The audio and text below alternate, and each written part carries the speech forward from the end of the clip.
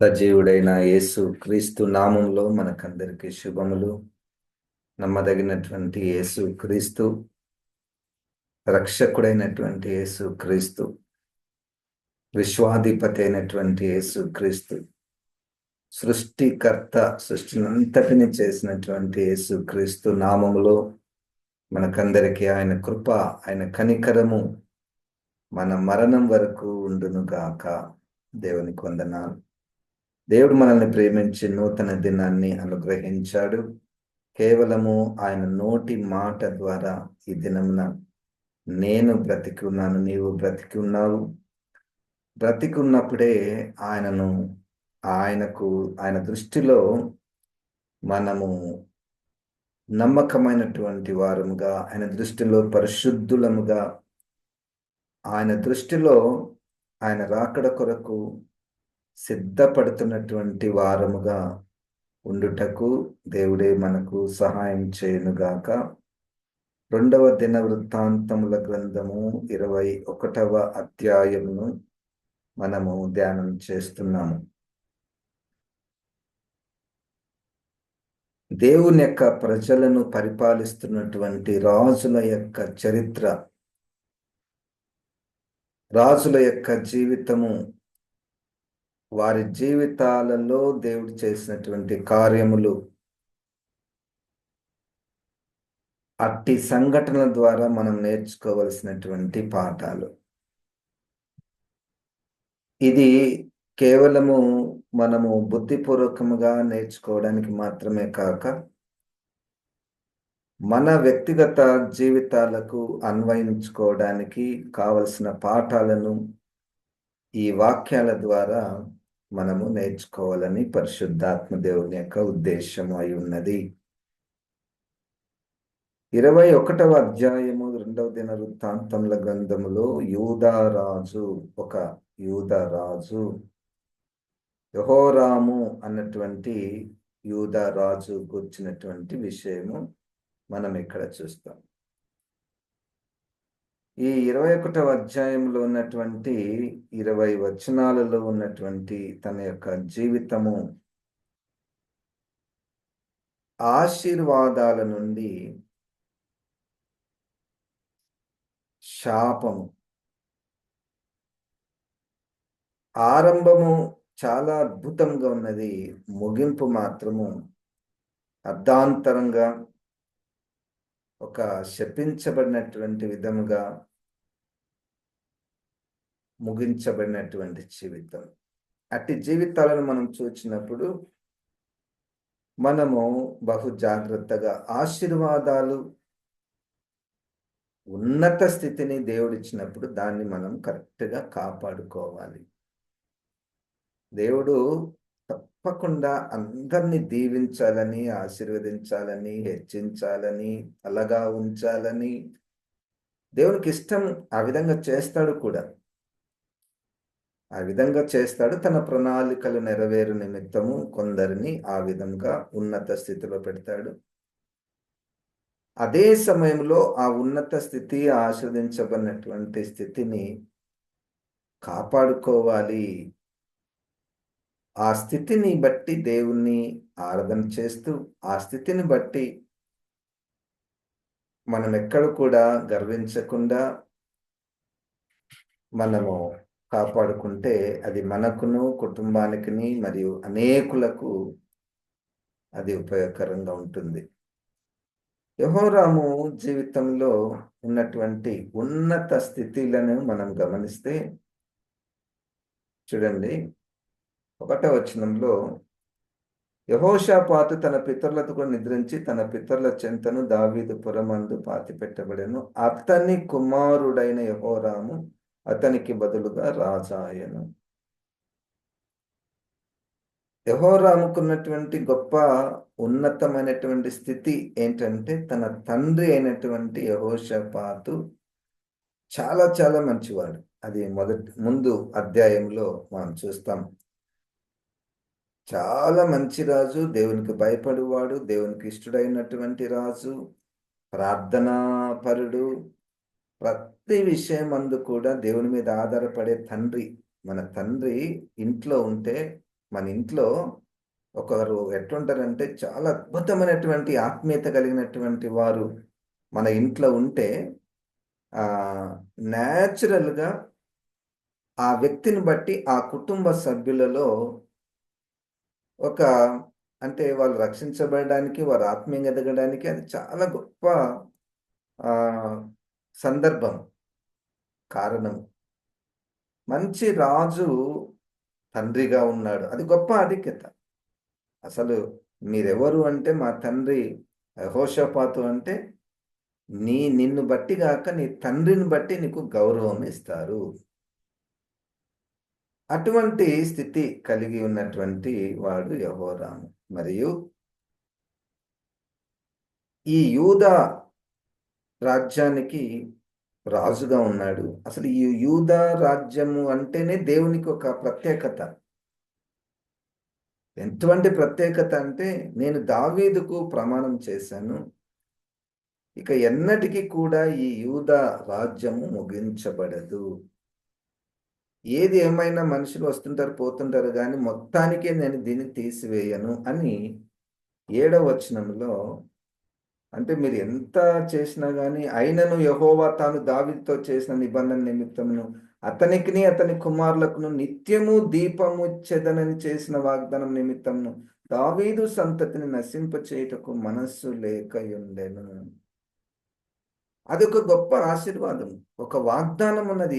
ఈ ఈ యూదాలో ఉన్నటువంటి గోత్రాలన్నిటికీ ఒక వాగ్దానం ఏందంటే, ఎల్లప్పుడూ మీకంటూ ఒక రాజు ఉంటాడు, పరిపాలించు రాజు. అదొక ఆశీర్వాదము. ఇంకా ముందు అధ్యాయంలో చూస్తే యూదా ప్రజలందరూ కూడా అద్భుతమైనటువంటి ప్రజలు. మనం చూసాం కదా!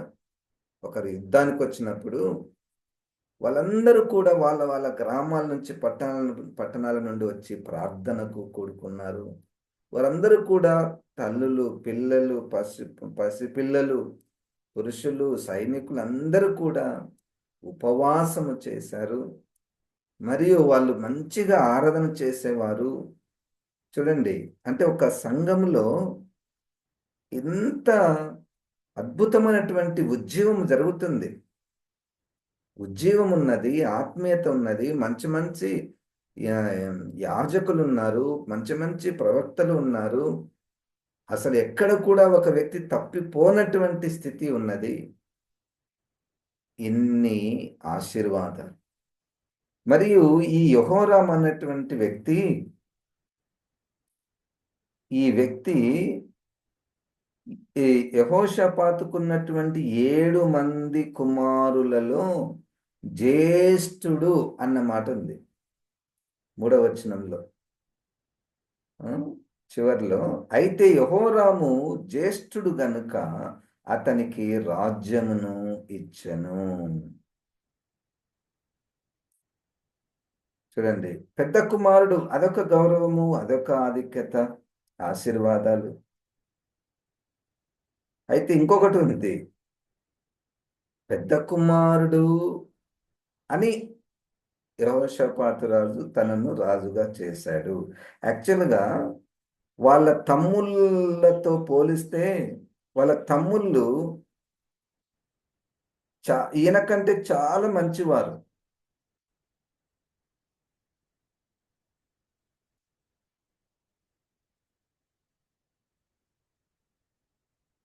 వాళ్ళ తమ్ముళ్ళు ఈయన కంటే చాలా మంచివారైనప్పటికీ ఆయన రాజుగా నియమించబడ్డాడు. కనుక ఈ విధంగా ఆహ్, ఆ! 13వ వచనంలో ఉంటది చూడండి. ఇశ్రాయేలు రాజుల మార్గమందు నడిచి అహాబు సంతతి వారు చేసిన వ్యభిచారముల చొప్పున యూదాను, యెరూషలేము కాపురస్తులను వ్యభిచరింపచేసి, నీకంటే యోగ్యులైన నీ తండ్రి సంతతి వారగు నీ సహోదరులను నీవు చంపియున్నావు. సో, ఎన్ని ఆశీర్వాదాలు ఈయన కలిగి ఉన్నాడు. ప్రస్తుతం వింటున్నటువంటి మనము కూడా మనల్ని గతంతో పోలిస్తే మనల్ని దేవుడు ఎంతగానో ఆశీర్వదించాడు, ఆధిక్యతలనిచ్చాడు, గౌరవాలనిచ్చాడు, ఉన్నత స్థితిలో పెట్టాడు. మన మన మన ఫ్యామిలీస్ని బట్టి, మన ఫ్యామిలీస్లో ఉన్నటువంటి గొప్ప గొప్ప వ్యక్తులను బట్టి అది దేవుడు మనకిచ్చినటువంటి గొప్ప ఆధిక్యతలు, ఆశీర్వాదాలు, ప్రజల యొక్క సహకారము ఎంత ఉంటుంది. దేవునికి స్తోత్రం, హల్లెలూయా. అయితే ఇప్పుడు అక్కడి నుండి పడిపోవుట ప్రారంభం. అక్కడి నుండి పడిపోవడానికి గల కారణము ఈ యొక్క 21వ అధ్యాయములో మనం చూస్తే, మొట్టమొదటగా ఆయన చేసినటువంటి తప్పేంటంటే, ఆహాబు రాజు, ఇశ్రాయేలులో ఉన్నటువంటి రాజులలో అతి భయంకరమైనటువంటి, దేవునికి విరోధమైనటువంటి రాజు ఆహాబు రాజు. ఆహాబు రాజు యొక్క కుమార్తెను వివాహము చేసుకొనుట. ఆహాబు రాజు కుమార్తెను వివాహము చేసుకొనుట.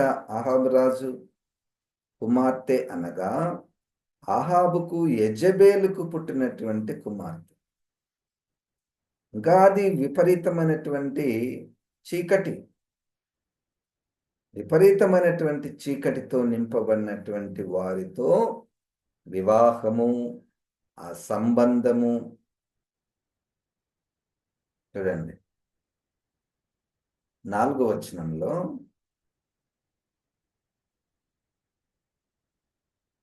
యెహోరాము తన తండ్రి రాజ్యమును ఏలనారంభించినప్పుడు తనను స్థిరపరచుకొని తన సహోదరులందరినీ, ఇశ్రాయేలు అధిపతులలో కొందరిని హతము చేసెను. ఈ ఇక్కడ రెండు ఆపోజిట్ వర్డ్స్ మనం కనపడుతున్నాయి. తన్ను స్థిరపరచుకొని, హీ ఎస్టాబ్లిష్డ్ ఫర్మ్లీ. అది ఒక ఉన్నతమైనటువంటి స్థితి.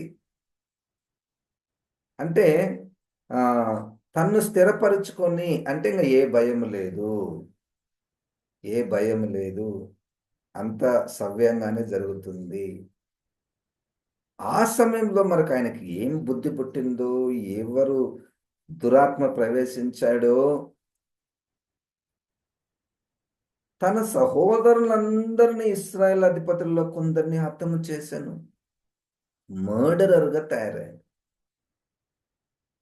అవునబ్బా, శత్రువు ఎదురుగొచ్చాడు, శత్రువు వచ్చినందుకు ఆయన చంపాడంటే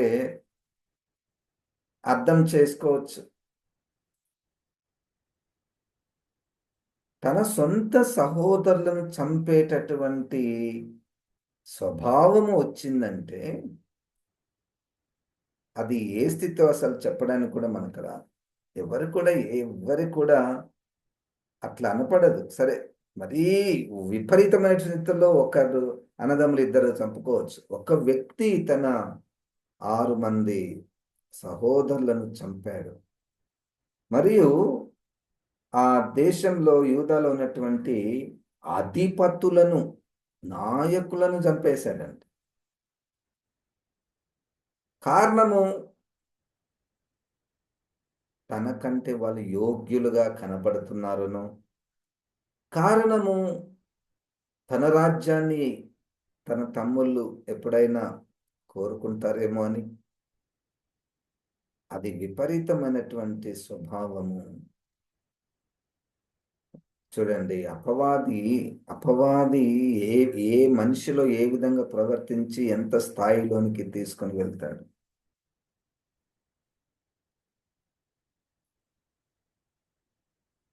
తర్వాత 6వ వచనంలో, అతడు ఆహాబు కుమార్తెను పెళ్లి చేసుకొని ఆహాబు సంతతి వారు నడిచిన ప్రకారముగా ఇశ్రాయేలు రాజుల మార్గమందు నడిచెను. అతడు యెహోవా దృష్టికి ప్రతికూలముగా ప్రవర్తించెను. These are all factors for falling.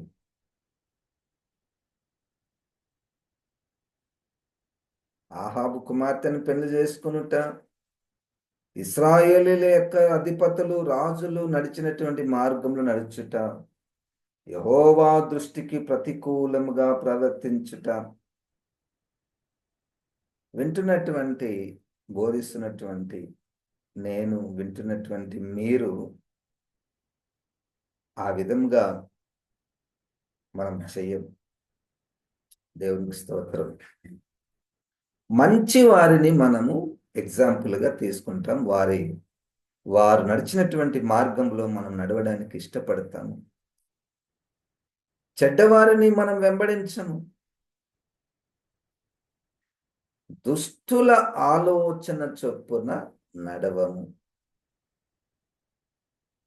ఈయన అహాబురాజు దుష్టుడు, ఆయన ఆలోచన చొప్పున ఆయన నడుస్తున్నాడు.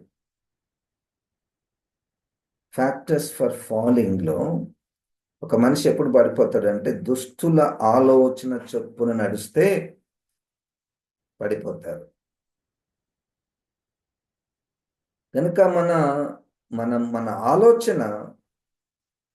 ఆలోచన నిజమైనటువంటి ప్రవక్తల దగ్గర, నిజమైనటువంటి యాజకుల దగ్గర, దేవాతి దేవుని దగ్గర ప్రార్థనలో మన ఆలోచనలు ఉండాలి. కానీ వాళ్ళు చూడ్డానికి చాలా బలంగా కనపడుతున్నారని, రాజు అని వారి ఆలోచన మనం తీసుకొనకూడదు. తర్వాత 9వ వచనంలో ఈయన చేసినటువంటి తప్పిదాలను మనం చూస్తున్నాము. యెహోరాము తన చేతి క్రిందనున్న అధికారులను వెంటబెట్టుకొని తన రథములన్నిటితో బయలుదేరి రాత్రివేళ లేచి తన్ను చుట్టుకొనిన ఏదోమీలను రథాధిపతులను హతము చేసెను. ఈయన ఫైటింగ్ స్ట్రాటజీ. ఏదోమీయులు ఈయన చేతి క్రిందనే ఉన్నారు, కానీ ఇప్పుడు వాళ్ళు ఎదురు తిరిగిన తర్వాత తన అధికారులను వెంట పెట్టుకొని రాత్రి వేళ లేచి తను చుట్టుకున్న ఏదోమీలను రథ అధిపతులను హతము చేశాను. అంటే రాత్రి వేళ పాయింట్ అంటే కన్నింగ్ అన్నమాట. అదొక అంటే ఒకదానం బడి ఇంకా చీకట్లోనికి ప్రవేశిస్తున్నటువంటి జీవితం. 10వ వచనంలో కాగా నేటి వరకును జరుగుతున్న ఏదోమీలు యూదా వారి చేతి క్రింద నుండక తిరుగుబడిరి.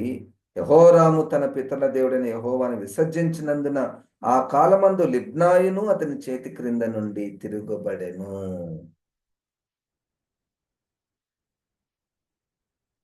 యెహోరాము రాజు పడిపోవడానికి కారణాలలో అనేకమైనటువంటి ఉన్నాయి. ఆయన దేవునికి ప్రతికూలంగా ప్రవర్తించను, విగ్రహారాధన చేశాను.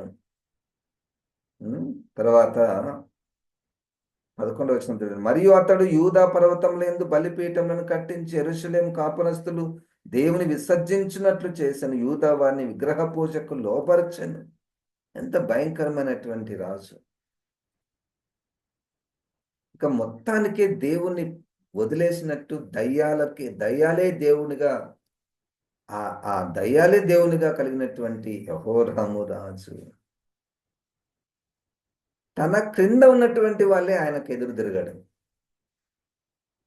తన క్రింద ఉన్నటువంటి వారే ఆయనకు ఎదురు తిరిగేటటువంటి విషయాన్ని ఆయన గుర్తించలేకపోయాడు.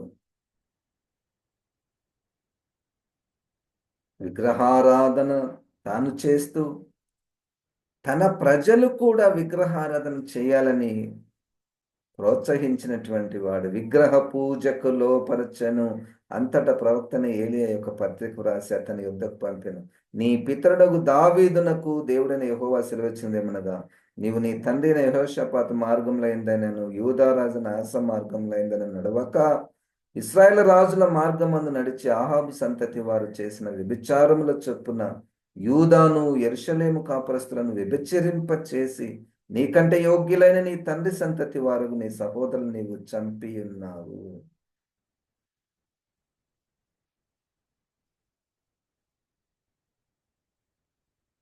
ఒక్కొక్కసారి వ్యక్తిగతంగా మనకు కొన్ని లోపాలు ఉంటాయి. ఆ లోపాలు వల్ల మనకే ప్రమాదం. అయితే ఈ లోపాలు లేకపోతే ఈ దురలవాట్లు లేకపోతే ఈ చీకటి పనులు ఇతరులకు అలవాటు చేయడము, ఇతరులను ప్రేరేపించడము, అది చాలా భయంకరమైనటువంటి విషయం. నువ్వు తప్పు చేస్తే నువ్వే శిక్ష అనుభవించు. ఉదాహరణకు కొంతమంది ఆల్కహాల్ తీసుకునే అలవాటు ఉంటుంది.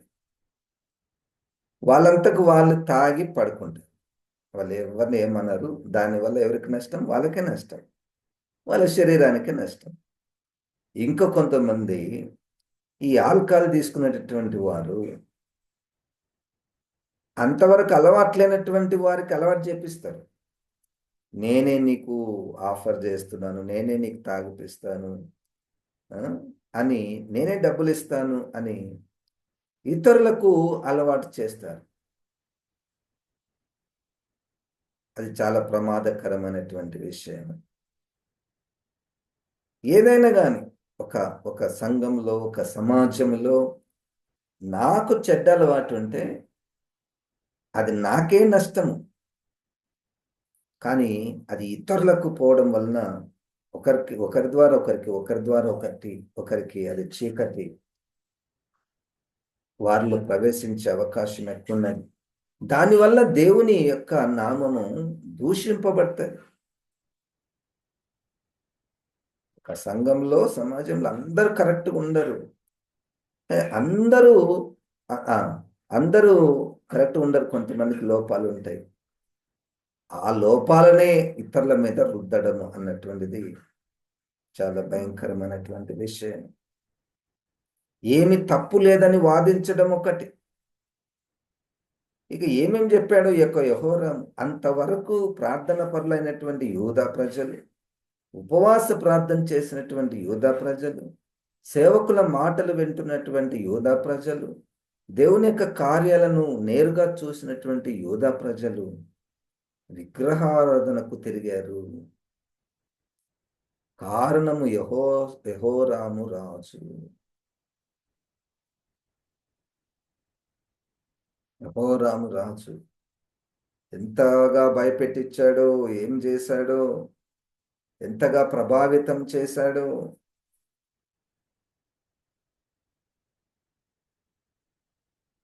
సంఘములో కొంతమంది వాళ్ళు చేసినటువంటి తప్పిదాలను సమర్థించుకోవడానికి అది కరెక్టే, అదేం తప్పు కాదు అన్నటువంటిది పబ్లిక్ చేసేస్తారు. అప్పుడు పబ్లిక్ కూడా అవి చేయడానికి వాళ్ళకు ఒక అవకాశం దొరుకుతుంది.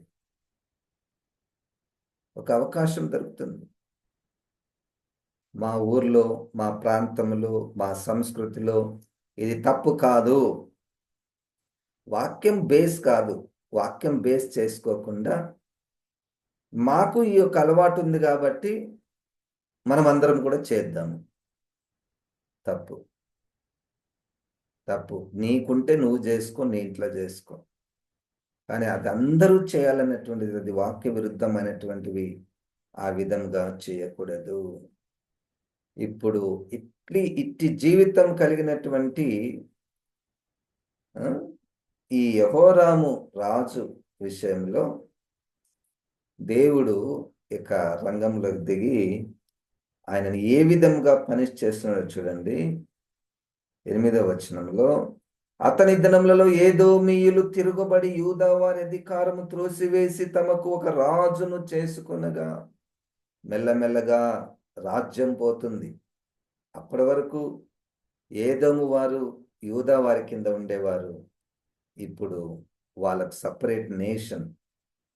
10వ వచనంలో, కాగా నేటి వరకును జరుగుతున్నట్లు ఏదోమీయులు యూదా వారి చేతి క్రింద ఉండక తిరుగబడిరి. యెహోరాము తన పితరుల దేవుడైన యెహోవాను విసర్జించినందున ఆ కాలమందు లిబ్నాయును అతని చేతి క్రింద నుండి తిరుగబడెను.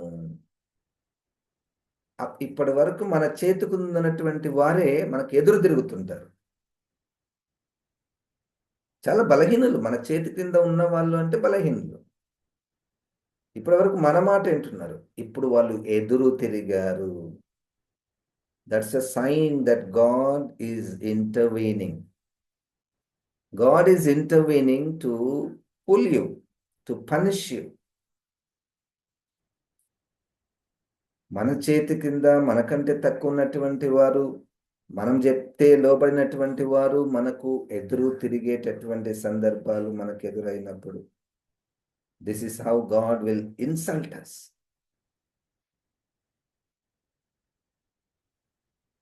14వ వచనంలో, కాబట్టి గొప్ప తెగులు చేత యెహోవా నీ జనులను, నీ పిల్లలను, నీ భార్యలను, నీ వస్తు వాహనములన్నిటినీ మొత్తును. అసలు దేవుని యొక్క పనిష్మెంట్ చూడండి ఎట్టుందో ఇప్పుడు. గొప్ప తెగులు నీ జనులను, నీ పిల్లలను, నీ భార్యలను, నీ వస్తు వాహనములన్నిటినీ దేవుడే మొత్తును అన్నటువంటి సమాచారము ఏలియా ప్రవక్త తీసుకొచ్చినట్టు. ఇక అంత మాత్రమే కాకుండా 15వ వచనంలో, నేను అనుకుంటున్నాను సొంత సహోదరులను చంపినటువంటి స్వభావం ఉంటే, భార్యలను చంపితే ఏం నష్టం, ఏం ఫీల్ అవుతాడు? పిల్లల్ని చంపితే ఏం ఫీల్ అవుతాడు? చాలా కఠినాత్ముడు కదా. భార్యలందరూ చనిపోని, పిల్లలందరూ చనిపోయినంటే పోని, అటువంటి వ్యక్తి.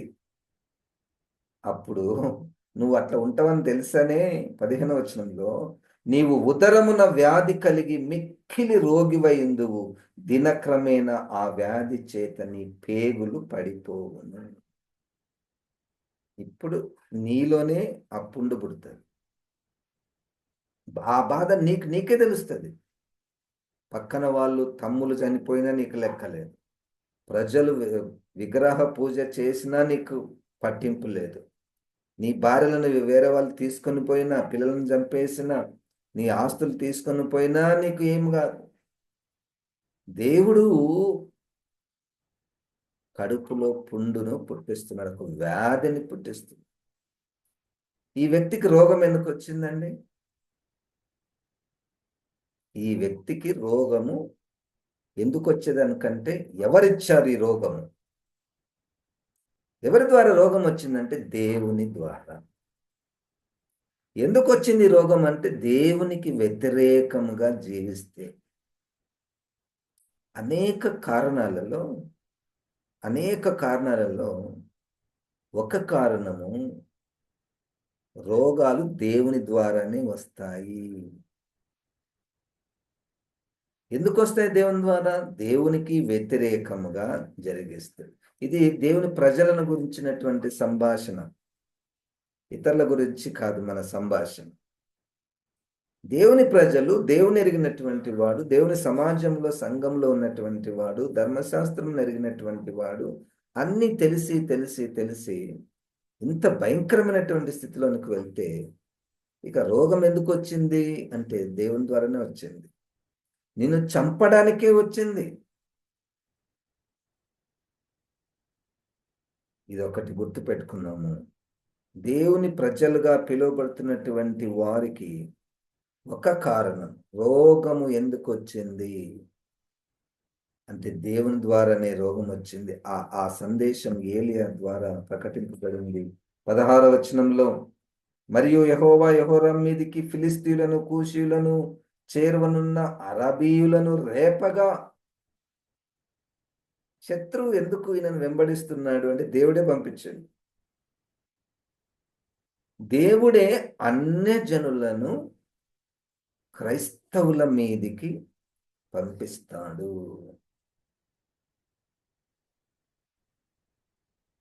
మనం అప్పుడప్పుడు సంఘాన్ని ఎవరైనా ఇబ్బంది పెడుతుంటే, దేవుని ప్రజలను ఎవరైనా ఇబ్బంది పెడుతుంటే, దేవునికి ప్రార్థన చేస్తాం.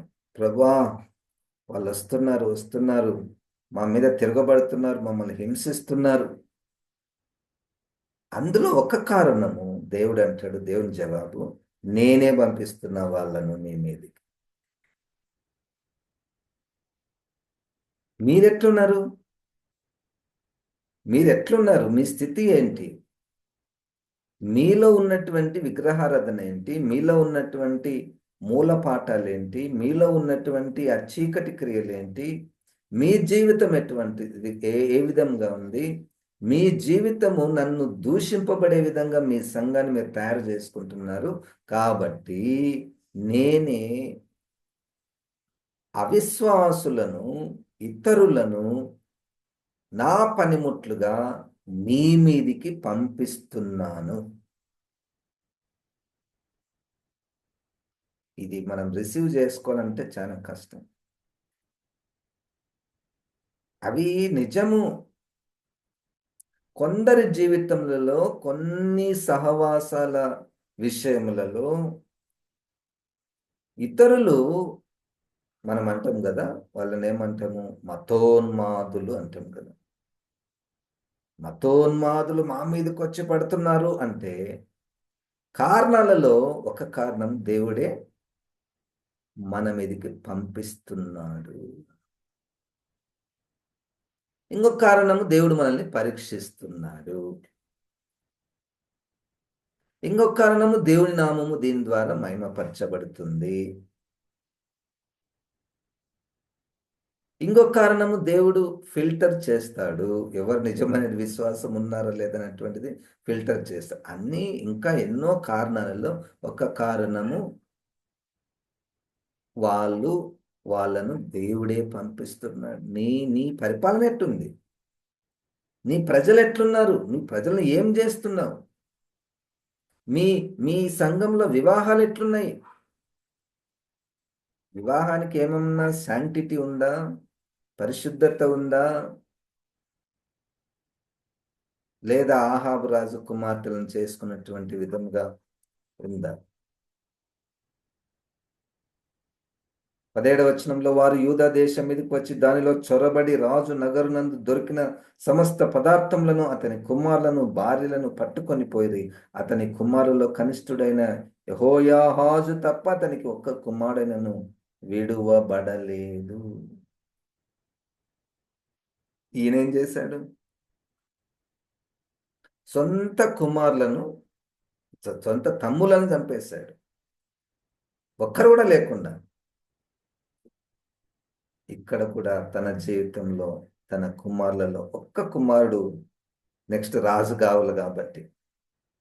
ఇదంతయు అయిన తర్వాత యెహోవా ఉదరజాలని వ్యాధి చేత అతనిని ఉదరమున మొత్తినందున 2 సంవత్సరములు వ్యాధి బలమగుచు వచ్చి ఆ వ్యాధి చేత అతని పేగులు పడిపోయి బహు వేదన నొందుచు అతడు మరణమాయను.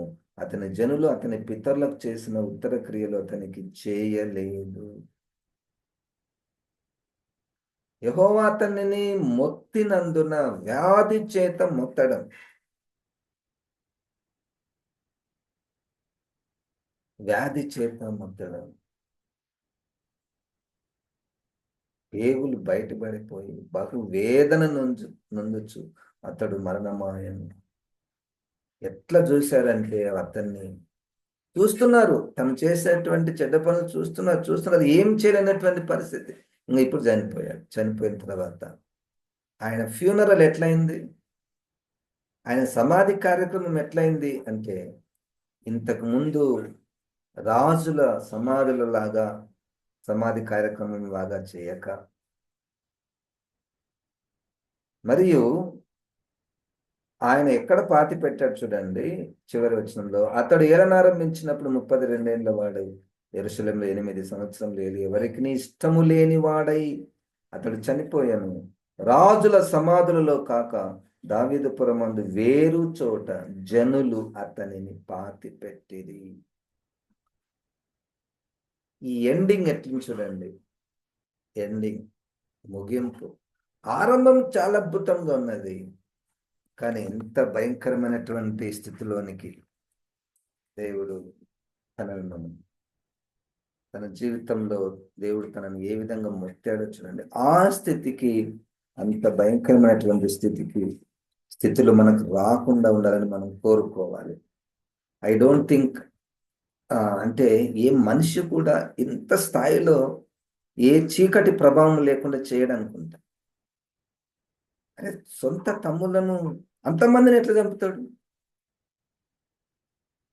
సరిపోతే పోనీ, నువ్వు విగ్రహారాధికులను పెళ్లి చేసుకున్నావు, అదే విగ్రహారాధనను తన దేశంలో ఉన్నటువంటి ప్రజలందరూ కూడా విగ్రహారాధన చేయాలన్నటువంటిది అది మామూలు మనిషికి ఉన్నటువంటి స్వభావం కాదు. అపవాది ప్రవేశిస్తాడు. అపవాది ప్రవేశిస్తే మనుషులుగా ప్రవర్తించరు. చాలా విచిత్రంగా ప్రవర్తిస్తుంటారు. మనం రోజు దేవుని కంచె కొరకు యోబు గారి జీవితంలో అపవాది చూస్తున్నాడు, ఈయన చుట్టూ కంచె ఉంది, నేనేం చేయలేను. హల్లెలూయా. ఆ కంచె కొరకు మనం ప్రార్థన చేయాలి. ఒక్కసారి కంచె డిస్టర్బ్ అవుతే, అపవాది వస్తే ఇంక మనం ఏమైతామో మనకే తెలియదు. అంత భయంకరంగా చేస్తాము. మనం చేస్తున్నట్టు మనకు తెలియదు కూడా మళ్ళా. అదొక ఇంకొక భయంకరమైన విషయం. అంతా మనము సవ్యంగానే జరుగుతుందని చేసినటువంటి వారు. యెహోరాము లాంటి జీవితము మనకు, మన సంఘంలో ఎవ్వరికి కూడా ఉండకూడదు. పరిశుద్ధాత్మ దేవుడు అట్టి కృప మనకు దయచేయనుగాక. జీవం గల దేవ, వాక్యమైన ప్రభువా, మా పితరులలో యెహోరాము రాజు జీవించినటువంటి జీవితము, పరిపాలించినటువంటి పరిపాలన ప్రభా, ప్రజలను తప్పుద్రోవలు పట్టించడం విషయం అనేకమైనటువంటివి మాలో అవి లేకున్నట్లు సహాయం చేయము ప్రభా. అన్ని విషయములలో నీవు మాకు సరిపోయినటువంటి వాడవు. మాకు నువ్వే రాజుగా ఉండి నిన్ను మాత్రమే ఆరాధించుట, నీ పోలికలో పుట్టినటువంటి ప్రజలను ప్రేమించే వారముగా ఉండునట్లు ప్రభా సహాయం చేయమని యేసు నామమున ప్రార్థిస్తున్నాము తండ్రి. ఆమేన్. ఇప్పుడు మన పరమ తండ్రి అయిన దేవుని యొక్క ప్రేమ, ప్రభువైన యేసు క్రీస్తు యొక్క కృప, పరిశుద్ధాత్మ దేవుని యొక్క సహవాసం మనకందరికీ సదాకాలము తోడై ఉండునుగాక. ఆమేన్. ఆమేన్. దేవుడు మనల్ని దీవించునుగాక.